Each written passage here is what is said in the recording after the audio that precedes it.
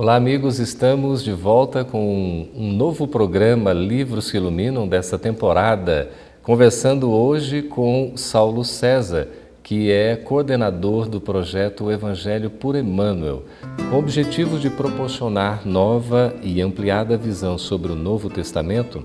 A FEB Editora traz a público O Evangelho por Emmanuel, uma coletânea com os comentários presentes no trabalho amoroso desenvolvido pelos benfeitores, que durante mais de 70 anos se dedicaram ao serviço iluminativo do ser humano.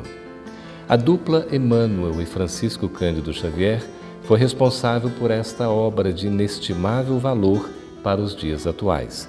Este trabalho foi promovido por uma equipe de pesquisadores da FEB e organizado em 7 volumes que compõem o projeto, com a finalidade de tornar acessíveis os preciosos ensinos presentes no Novo Testamento, referentes ao estudo e interpretação da mensagem de Jesus.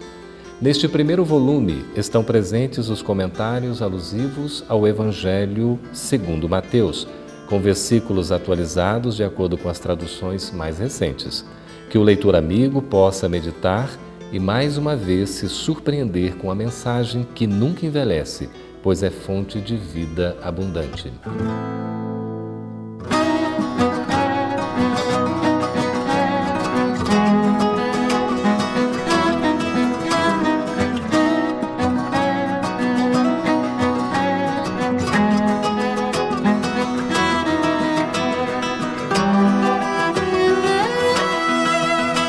Aqui nós temos sempre a presença de um ilustre convidado, um companheiro que estuda uma obra, um conjunto de obras à luz do Espiritismo, nesse ambiente aqui que é a Biblioteca de Obras Raras da FEB em Brasília.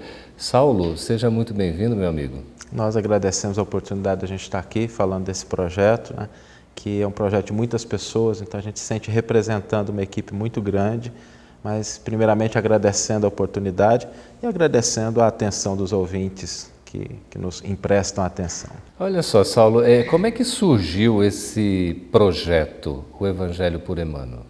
A história desse projeto é interessante, Geraldo, porque ele tem 2 fases bem distintas, né? Há alguns anos atrás, nós começamos no culto do Evangelho no lar a estudar o Novo Testamento, além das obras da codificação. E nós buscamos uma forma de ter um apoio de alguém que nos auxiliasse a entender os textos, e quem melhor do que Emmanuel para nos apoiar nesse trajeto. E nós começamos a organizar uma lista dos comentários do Emmanuel por versículos do Novo Testamento. Uma lista que servia para a gente, lendo o Novo Testamento, lendo a Bíblia, verificar se o benfeitor tinha comentado alguma coisa, que nos ajudasse a extrair a essência daquele ensino. Daquele versículo específico. Daquele versículo especificamente. E com o passar do tempo, isso foi se tornando uma lista cada vez maior, outras pessoas foram contribuindo com sugestões, e nas palestras que a gente fazia nas casas espíritas, a gente comentava, distribuía, e isso foi tomando um certo corpo. Essa foi a primeira fase do projeto. A segunda teve início no dia 2 de março de 2013. Num evento aqui na FEB, uma companheira nossa, a Terezinha, do GEOD daqui de Brasília, comentou com você sobre essa lista, e a gente marcou, eu me lembro bem, no outro dia, um domingo, pela manhã, ali pelas 9 horas, para a gente conversar sobre o projeto. E nós trouxemos uma lista de 29 páginas, em que ali estavam as referências de onde o Emmanuel tinha comentado esses livros. A partir daí começou uma nova fase muito importante nesse projeto, porque com o apoio da FEB, com a montagem de uma equipe, a gente começou não só a relacionar, mas a compilar esses comentários e estender a busca a toda a obra do Chico Xavier, tanto de livros quanto em publicação. Foi um trabalho muito intenso, de reuniões semanais, em que a gente teve a equipe toda junta, discutindo questões metodológicas, de forma, e aí a gente chegou nesse resultado que para a gente é muito gratificante. Saulo, a gente percebe assim, a gente pode conversar bem à vontade sobre essa trajetória, porque a gente conhece, estamos juntos. Graças a Deus podemos participar de um projeto tão bonito. E é interessante, Saulo, porque desde o início sentimos a presença intensa dos amigos espirituais. Inclusive, dá-nos a impressão de que o projeto já estava pronto do outro lado. A gente só fez materializar do lado de cá. Olha, é essa impressão que a gente teve mesmo, né? Parece que o nosso trabalho foi o trabalho daquele burrinho de carga que faz só o transporte de algo que já estava pronto. Eu acho que a contribuição do Emmanuel e do Chico para o entendimento do Novo Testamento é algo que a gente ainda vai descobrir a importância a partir desse e de outros projetos que surjam, mas nós nos sentimos aí como participando de algo que de fato já estava definido pela espiritualidade, que havia chegado o momento da gente fazer justiça a essa enorme contribuição que Emmanuel fez para o entendimento do Novo Testamento. Então, o projeto Evangelho por Emmanuel redunda em várias publicações. Quando nós começamos a fazer a pesquisa, nós fomos identificando muitos comentários. Nós chegamos a identificar mais de 2.000 mensagens, sendo que muitas delas são mensagens repetidas, publicadas em mais de um lugar. Então, nós chegamos a 1.616 mensagens. É um número muito grande para se publicar num único volume. Então, nós tivemos a ideia, a equipe definiu que seriam separados os volumes. O primeiro volume seria o comentário ao Evangelho de Mateus, o segundo de Marcos, de Lucas, de Atos dos Apóstolos, um volume específico aos comentários das cartas de Paulo e depois das cartas universais ao Apocalipse. Além do João, Além o Evangelho de João, que a gente esqueceu de citar. Então são 7 volumes que vão estar sendo publicados no decorrer de 2014, cada um deles contendo todos os comentários do Emmanuel sobre os versículos que ele selecionou daquele texto específico do Novo Testamento. Então, como é que é a estrutura para a gente entender dessas obras? Agora a gente já está aí com a primeira delas lançada e certamente teremos as outras ao longo do tempo. Como é que é a estrutura propriamente? Nós optamos por dividir a estrutura de cada livro, fazendo primeiro uma introdução a cada texto do Novo Testamento. O Novo Testamento ele é composto de 27 textos que não circulavam de maneira única. Nós temos hoje a Bíblia, que tem lá tudo direitinho, mas no começo do cristianismo não foi assim. Esses textos circulavam de maneira esparsas e eles são diferentes no propósito, no estilo, no autor. Nós temos os evangelhos, os 4 evangelhos, que temos Mateus, Marcos e Lucas, que são os sinóticos. João, que é um evangelho muito diferente, é um evangelho mais transcendental. Os Atos dos Apóstolos, as cartas de Paulo, que são cartas de fato às comunidades primitivas. E essa estrutura, nós buscamos apresentar primeiro uma introdução para cada um desses textos. Então, quando a pessoa pegar esse livro, a primeira coisa que ela vai encontrar vai ser uma introdução ao Evangelho segundo Mateus, explicando o que é esse texto, dando condições da pessoa se situar, porque Mateus escreve para um público específico, escreve de uma maneira específica, tem características muito distintivas nesse Evangelho. Quando a gente se lembra, por exemplo, da infância de Jesus, daquela trajetória da ida para o Egito, volta do Egito, todas essas narrativas estão presentes nesse Evangelho. Mateus escreveu para os hebreus? Mateus escreveu para um público que conhecia o judaísmo da época de Jesus. A gente percebe isso nitidamente porque ele se vale de algumas expressões que eram comuns, por exemplo, reino de Deus, que a gente vai encontrar em Mateus. Os outros evangelistas falam de reino dos céus, há uma diferença de sentido. Mateus também relata costumes do judaísmo que ele não se preocupa em explicar, porque ele partia do pressuposto que as pessoas já entendiam esses costumes. Esse evangelho também traz o Sermão do Monte na sua integralidade, com todas as bem-aventuranças. Os outros evangelistas não citam isso com a extensão que Mateus coloca. Marcos não passa por esse aspecto, Lucas cita uma parte, João não trata desse assunto, porque isso marcou muito a vida desse apóstolo do Cristo. A gente encontra isso no livro Boa Nova, no capítulo 11, do Humberto de Campos, que ele relata exatamente por que esse episódio marcou tão profundamente. E nós vamos encontrar Emmanuel comentando essas bem-aventuranças e entendendo a profundidade desses ensinos. Saulo, é interessante porque o Cristo traz toda essa contribuição, não revogando a lei antiga, naturalmente, mas dando cumprimento, mas ele utiliza a adversativa, né? Ouvistes o que foi dito, eu, porém, vos digo. Essa questão do amor aos inimigos está bem nesse contexto, não? Está. Os estudiosos têm se debatido, porque quando Jesus diz assim, ouvistes que foi dito, amarás o teu próximo e odiarás o teu inimigo, isso não está presente no texto do Velho Testamento. Nós podemos buscar todo o Velho Testamento, não vamos encontrar. Mas a verdade é que o povo judeu tinha duas leis, uma lei escrita e uma lei oral. A lei oral era a que ajudava as pessoas a praticar os preceitos da lei escrita. Eram interpretações. E cada grupo do judaísmo do primeiro século tinha as suas interpretações, como nós temos hoje nos movimentos cristãos. Nós tínhamos os fariseus, os saduceus, os essênios, os zelotas, e cada um interpretava de um jeito. Com a descoberta dos manuscritos do Mar Morto em 1947, os estudiosos tomaram um susto, porque nas interpretações que esse grupo específico, que nós atribuímos seriam os essênios, mas a gente diz mais corretamente que eram aqueles habitantes de Qumran, próximo ao Mar Morto, lá está textualmente: amarás o teu próximo e odiarás o teu inimigo. No texto. É por isso que Jesus, quando ele fala, ele não diz assim, está escrito, ele diz, ouviste. Porque era a interpretação oral que determinados grupos faziam. Impressionante. E ele se dirige com muita sutileza a esses grupos que representam posturas humanas. Porque os essênios não existem mais hoje como organização. Mas nós temos os místicos da atualidade, aqueles que se afastam do mundo. Nós temos aqueles que são apegados ao ritualismo hoje, que são os fariseus da atualidade.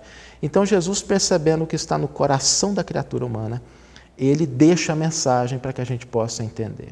Muito bem, nós vamos para um breve intervalo com o programa Livros que Iluminam e estaremos de volta daqui a pouco. Fique conosco.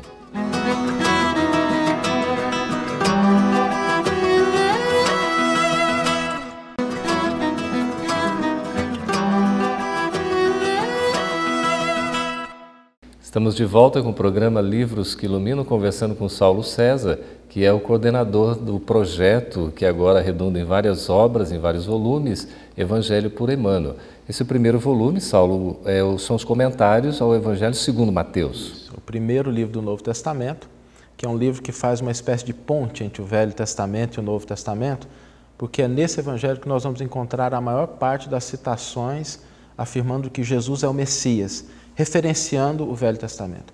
É o texto que mais se vale do Velho Testamento para justificar as profecias acerca da vinda do Messias. Então, a vinda do Messias, o Messias prometido que chegou, e até hoje há pessoas que aguardam que o Messias venha. É verdade, né? Porque a gente ainda tem a tendência de tentar fazer com que o Messias caiba nas nossas impressões, nos nossos interesses, na nossa visão.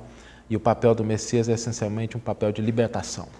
E a gente às vezes não quer abandonar os nossos apegos, né, as nossas ideias, e a gente tenta fazer com que seja um Messias que venha cumprir o que a gente quer e não o que Deus espera dos propósitos para a humanidade. Saulo, o Evangelho por Emmanuel é um trabalho essencialmente de equipe.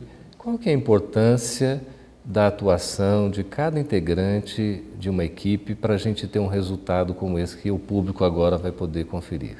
Essa é uma questão importante porque o exemplo é do próprio Cristo. Quando Jesus esteve conosco, ele reuniu um colégio apostólico de discípulos mais próximos, discípulos de um círculo mais amplo. E os primeiros 12. Os primeiros 12, depois os 70 da Galileia, depois os 500. Então é uma equipe que a gente sabe que é muito grande. Paulo de Tarso também nos dá esse exemplo, porque ele escrevia as suas cartas e a gente vai encontrar isso na saudação, quando ele diz Paulo, Silas, Timóteo, existia uma equipe trabalhando.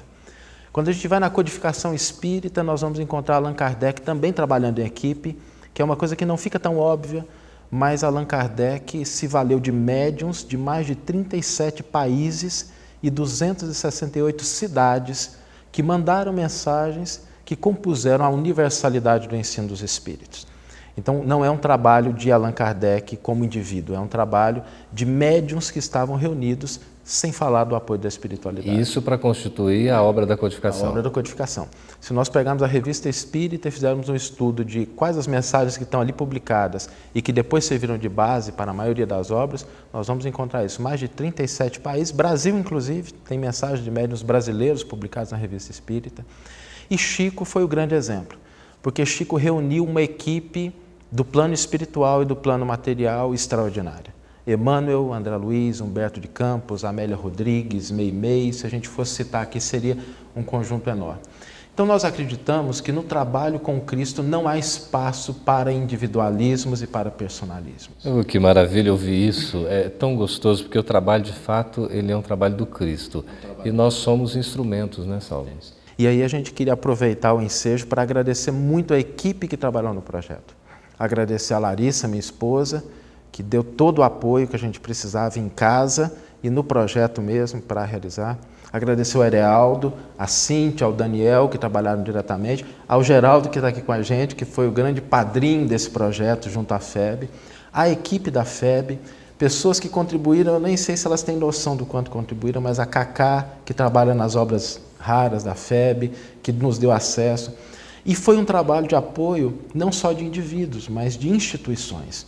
O apoio que a FEB nos deu desde o começo, para que a gente tivesse acesso à revista Reformador, para que a gente pudesse fazer a pesquisa, mostra que, de fato, é o trabalho em equipe que produz uma obra digna de cooperar com a divulgação da doutrina espírita e do Evangelho do Cristo. E foram mais de 100 fontes consultadas? Foram. Ao todo, nós pesquisamos toda a obra do Chico. Nós temos uma parte em casa da bibliotecazinha do Chico Xavier, que nós temos todas as obras, a gente cuida com muito carinho. Dessas mais de 400 obras, 138 tem comentários de Emmanuel a versículos do Novo Testamento. Além disso, nós pegamos todas as edições de Reformador de 1927 a 2012. E edições também da Revista Brasil Espírita, que teve uma edição muito limitada durante um período de tempo, mas ali a gente encontra também alguns comentários do Emmanuel. Então, para resumir, nós buscamos toda a obra de Francisco Cândido Xavier, publicada em livro, em Reformador e na Revista Brasil Espírita.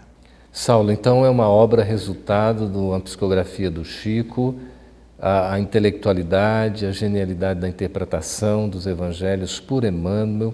Como é que você vê a contribuição dessa parceria Chico Xavier-Emmanuel para a divulgação da mensagem de Jesus à luz do Espiritismo?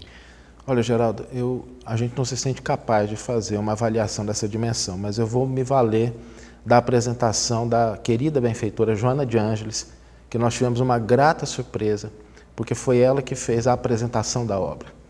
E foi publicada numa data muito especial, porque foi no dia 15 de agosto de 2013, quando a Mansão do Caminho completava 51 anos de existência. E o Divaldo recebeu essa mensagem da Joana, e é ela que vai nos dizer que o Emmanuel, como sábio hermeneuta, soube separar o diamante da ganga que o revestia. Porque ao longo de séculos nós fomos imprimindo as interpretações desses textos, as nossas limitações, as nossas possibilidades de compreensão, louváveis todas elas, mas às vezes encobrindo o grande sol que representa a mensagem do Cristo. E o que o Emmanuel faz é realmente afastar essas interpretações meramente humanas para colocar o fulgor da mensagem do Cristo em todo o seu esplendor.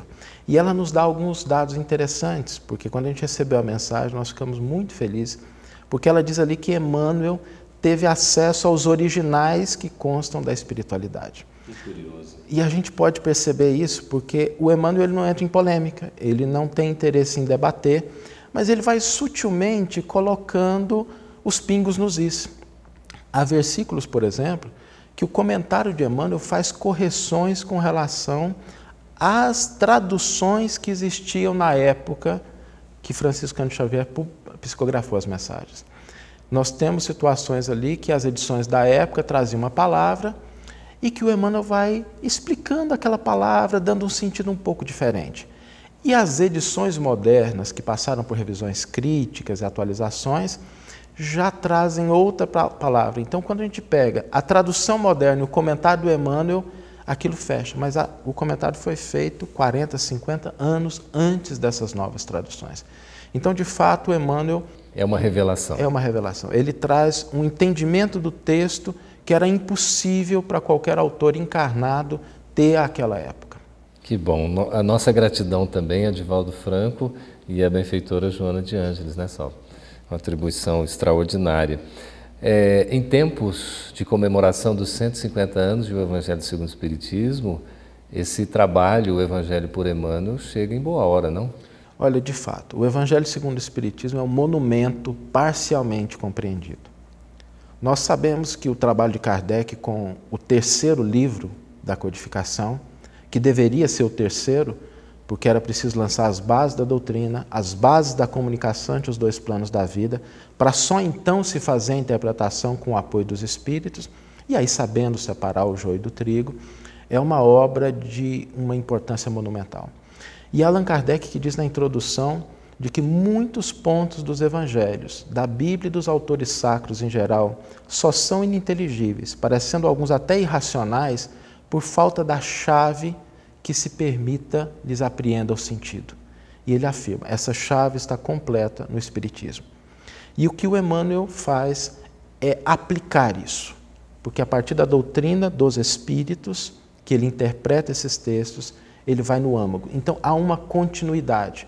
Kardec lançou as bases, Emmanuel e Chico mostraram como fazer, analisando versículos, analisando passagens, sempre à luz da doutrina espírita, e a gente vê esses trabalhos como sendo continuidades, né? É aquilo que Kardec começou em 1864 e que o Emmanuel, ao longo aí de várias décadas, continuou nos mostrando que, de fato, a mensagem do Cristo diz respeito à nossa condição como espíritos e é atemporal. O que é que o leitor pode esperar da leitura e do estudo do Evangelho por Emmanuel, nesse primeiro volume, Comentários ao Evangelho segundo Mateus, e também nos demais que virão? Nós acreditamos que cada leitor tem um conjunto de interesses específicos. Então, aqueles que querem conhecer um pouco mais sobre o texto de Mateus, sobre os versículos, sobre a interpretação, vão encontrar uma fonte de estudos preciosa.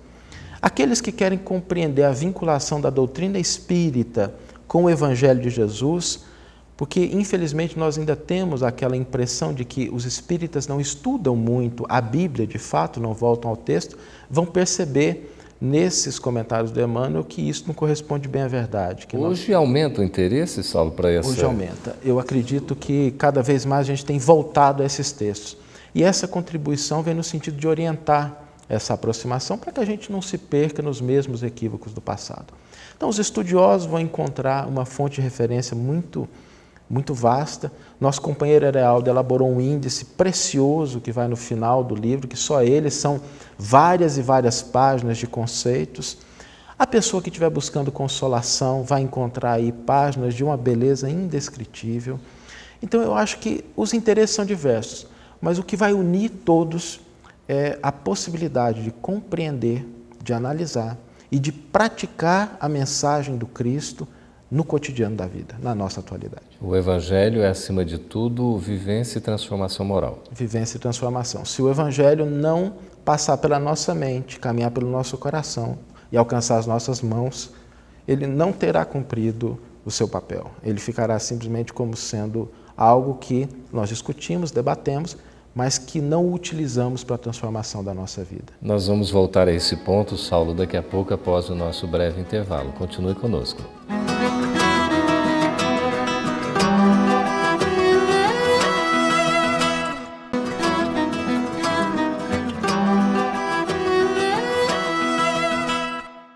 Olá, amigos, estamos de volta com o programa Livros que Iluminam, conversando com Saulo César, que é o organizador, coordenador da obra do projeto Evangelho por Emmanuel, agora com o lançamento do primeiro volume, que é Comentários, o Evangelho segundo Mateus. Saulo, a gente estava comentando a respeito do Evangelho ser tão importante para despertar o interesse, a proposta efetiva para a renovação íntima. Será que tanto estudo, como está sendo resgatado agora, poderia não passar uma visão talvez diferente dessa, a gente ficar apenas apegado ao estudo, apenas a teoria, e esquecer da parte fundamental que é a prática? Esse é um risco que nós corremos e, de fato, é um alerta importante para todos aqueles que se debruçam sobre o texto. E isso é uma tradição muito antiga, porque o próprio Jesus, quando ele diz assim, não vim destruir a lei, vim cumpri-la, ele não diz que ele veio interpretá-la, que ele veio resumi-la, ele diz que veio cumprir a lei, ou seja, vivenciar essa lei. Sem esse entendimento de que a proposta de Deus é que nós nos aproximemos da sua lei, cumprindo-a no dia a dia, no ambiente que nos cabe, em casa, no trabalho, nos eventos sociais. E o Cristo nos deu exemplo disso. O primeiro grande milagre foi feito numa festa de casamento, mostrando que não há espaço em que o Evangelho não tem a sua aplicação. E essa obra, ela tem essa virtude, porque o Emmanuel, quando ele comenta um versículo, ele sempre retoma a um aspecto da vida prática. É ele que nos diz, no prefácio do Caminho, Verdade e Vida, que todas as lições do Cristo e dos seus colaboradores diretos dizem respeito a um aspecto da nossa vida, do nosso cotidiano. Então esse é um alerta precioso e essa obra vem mostrar como fazer isso, porque nós não podemos ficar simplesmente na letra, porque o apóstolo Paulo já dizia, né? A letra mata, mas o que vivifica é o Espírito. O Saulo, o Emmanuel tem assim uma contribuição tão profunda e, como você falou, só realmente o tempo é que vai fazer com que a gente chegue a entender essa contribuição. E o Evangelho é de uma atualidade tão admirável. A gente poderia dizer que Emmanuel é o grande evangelizador dos nossos sentimentos? Eu diria que dos nossos sentimentos, da nossa razão, porque o Emmanuel também nos ensina a pensar sobre o Evangelho. Aliás, são cada puxão de orelha, né? Ele sempre, assim, a hora que você fala assim, entendi, o Emmanuel apresenta uma outra face, também fazendo uma referência a uma antiga tradição judaica que dizia que a Torá tem 70 faces, né? E cada face tem a sua aplicação, os seus olhos, a sua boca, os seus ouvidos, que vão dando esse contexto no cotidiano. Eu acho que o Emmanuel nos ensina, ele realmente sensibiliza a nossa alma, mas ele também nos chama à razão, porque não basta que a gente sinta. Kardec já nos dizia que a fé deve ser raciocinada, e a fé raciocinada é a fé sólida. E o Emmanuel nos ensina a pensar e a raciocinar sobre as palavras do Cristo, sobre os ensinos desse, que é o modelo e guia da humanidade, para que nós consigamos, no cotidiano, olhar para a vida e identificar o que o Evangelho pode nos oferecer de lição. A gente se recorda que em uma das obras do André Luiz, há um grupo de pessoas que estão se preparando para ir para uma missão específica e eles têm a permissão de receber um benfeitor que estava em esferas muito superiores e que vem ali trazer um alento, um estímulo, esclarecer dúvidas. E esse benfeitor, para todas as perguntas que se fazem, ele lê um trecho do Novo Testamento e comenta. Então, esse exercício o Emmanuel vai nos ensinar a fazer, para que nós também possamos fazer os nossos, né? Porque não há pretensão do Emmanuel se tornar a interpretação, mas é para que nós tornemos a nossa vida a interpretação das palavras do Cristo. Que coisa extraordinária. Há mensagens que Emmanuel comenta que a gente, depois de ler, a gente fica calado, né, Saulo? Porque não temos o que dizer. Dá um tempo para a gente digerir, né? Elas calam fundo no coração, parece que serve feito uma luva. E a gente não tem muito o que dizer, a não ser, de fato, entender aquilo, sentir e se esforçar por colocar em prática, não é? E o esforço cotidiano. Emmanuel é muito sutil no sentido de não nos forçar, mas como um professor amoroso, ele aponta um caminho, né? O que é que nós devemos fazer? Porque o objetivo da doutrina espírita não é que nós tenhamos santos da noite para o dia, pessoas perfeitas, espíritos puros, não é. É que a gente se torne hoje um pouquinho melhor do que ontem, amanhã um pouquinho melhor do que hoje, trabalhando esses aspectos, né? Analisando cada dia, como Santo Agostinho nos diz no Livro dos Espíritos, fazendo uma reflexão. E a gente acredita que o Emmanuel contribui muito para esse trabalho de revisão do nosso sentimento, da nossa razão. Saulo, a gente sabe que nenhum trabalho é desenvolvido sozinho. Nós sempre atuamos com uma equipe, seja daqueles que estão vivos do lado de cá ou os vivos do outro lado, não é? E a gente quer saber, é uma curiosidade natural. Vocês, ao longo do trabalho, a equipe, enfim, sentiram efetivamente a presença dos amigos espirituais colaborando nesse processo todo? Olha, Geraldo, durante toda a segunda fase do projeto, que é aquela que realmente foi dedicada à materialização da obra, à pesquisa, nós sentimos em todos os momentos um amparo muito grande da espiritualidade. E é interessante que nós tínhamos uma disciplina muito rígida de reuniões que aconteciam toda semana no mesmo horário. E essa disciplina eu acho que favoreceu esse amparo, porque o Chico já nos dizia que a mediunidade, para ser exercida na sua plenitude, ela precisa principalmente da disciplina, que foi a lição que o Emmanuel trouxe no primeiro contato mais direto entre os dois. O contrato da disciplina. O contrato da disciplina. Então nós podemos perceber que essa disciplina, a disposição de cooperar, favorece que a espiritualidade nos apoie. porque não faltarão recursos para os trabalhadores de boa vontade. Saulo, e não é uma publicação apressada, né? Foi um tempo considerável. Isso é fruto também do trabalho de equipe, porque quando a gente está trabalhando em equipe, parece que as nossas ansiedades ficam mais diluídas, porque aí um dá uma sugestão, o outro levanta um ponto. A gente percebe na atualidade uma certa ansiedade ou uma pressa para lançar publicações que, embora derivem de boa intenção, de boas ideias, elas ainda estão muito prematuras. E isso é fruto, talvez, daquele personalismo, da vontade de colocar alguma coisa para o público. E a gente tem sempre que lembrar que o Emmanuel nos diz que quando o trabalhador está pronto, o serviço aparece. Nós não devemos ter a pressa de lançar algo para o público, porque isso pode ser um desserviço para a doutrina, comprometendo aqueles que não conhecem o Espiritismo com ideias que são respeitáveis, mas que são opiniões individuais, que o tempo deve comprovar ou não se realmente são agregações de valor para a doutrina. Nós vemos essa mesma citação em André Luiz, não é? Da questão do trabalhador quando está pronto lá em nosso lar, né? O ministro que pronuncia isso. Mas é isso mesmo, né? Nessa interpretação toda, tanto trabalho que é realizado, e a gente acaba atuando como intermediários, instrumentos, não é, Saulo? Nós acreditamos que a obra de regeneração da humanidade é uma obra que ela começa quando Jesus vem e ela vai se estendendo a partir de vários elos. Esses elos são os nossos corações. E cada vez que um coração se afiniza com essa proposta, nós temos mais um elo completado. Vai chegar um dia que a gente vai ter toda a humanidade reunida.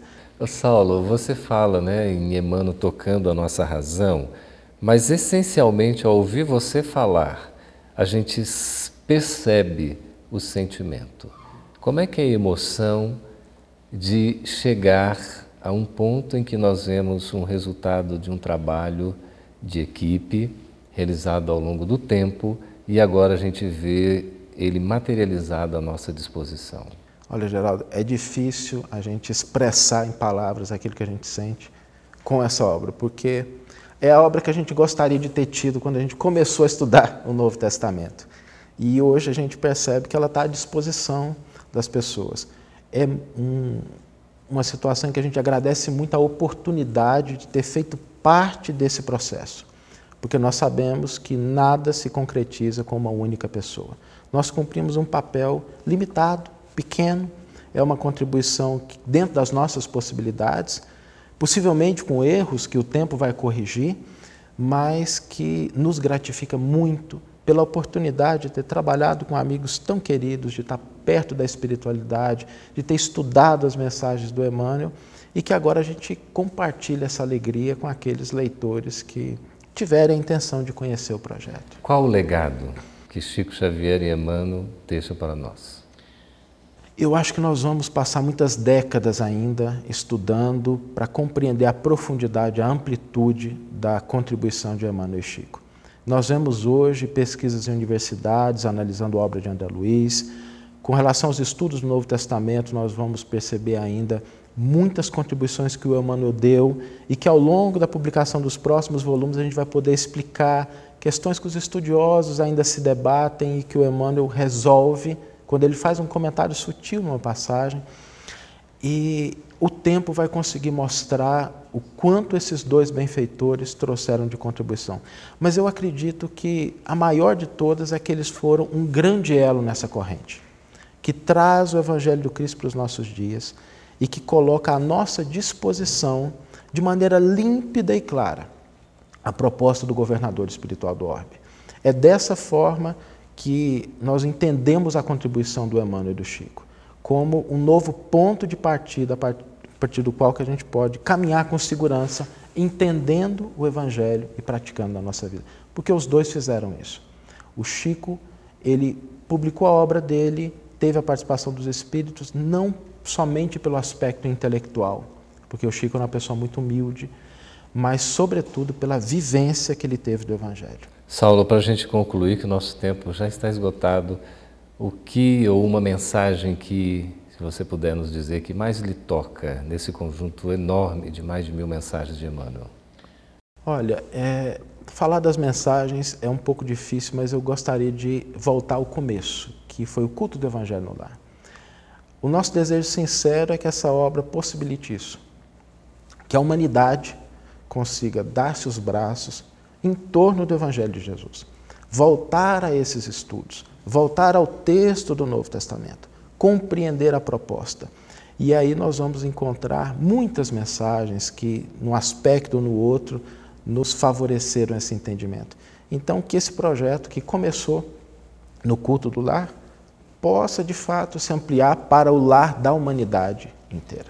Que maravilha! Conversamos com Saulo César Ribeiro da Silva, coordenador do projeto Evangelho por Emmanuel, que redunda em diversas publicações, apresentando os comentários do Evangelho segundo Mateus, segundo Marcos, Lucas, João, os Atos, o Apocalipse, as cartas de Paulo, as cartas universais.